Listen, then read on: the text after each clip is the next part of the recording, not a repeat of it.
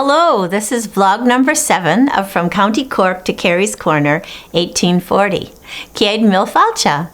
My name is Sharon Kennedy, and today we're going to continue talking about early Catholic churches in Massachusetts.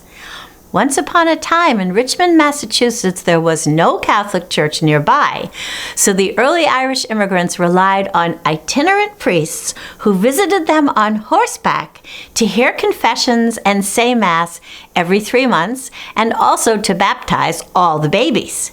My grandmother, Mary Agnes Carey McAvoy, wrote a short family memoir about her grandmother and how she would put the priest up at her house for the night.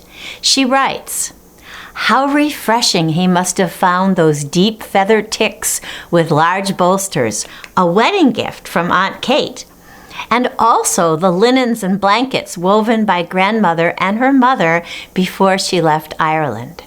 Then she continues, "Grandmother was up early the next morning to make johnny cake, eggs, and tea, while grandfather took care of the priest's horse and filled the saddlebags with food and water against the return trip across the state." My grandmother didn't say where the priest was coming from, but when I researched this, I found that sometimes a priest rode his horse over from Worcester, Massachusetts, which is 104 miles away.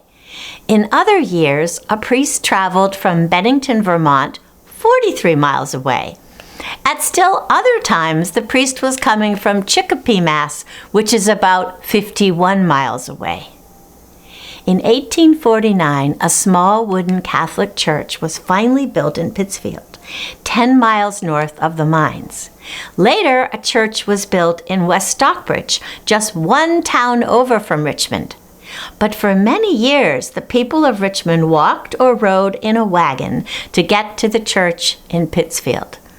Of course, they also had to walk back the 10 miles, so they would be quite tired for work on Monday. It says on the website for St. Patrick's Church in West Stockbridge that before there was a church in Pittsfield, some Catholics walked all the way to Albany, New York to attend Mass. This is hard to imagine. The distance is almost 40 miles.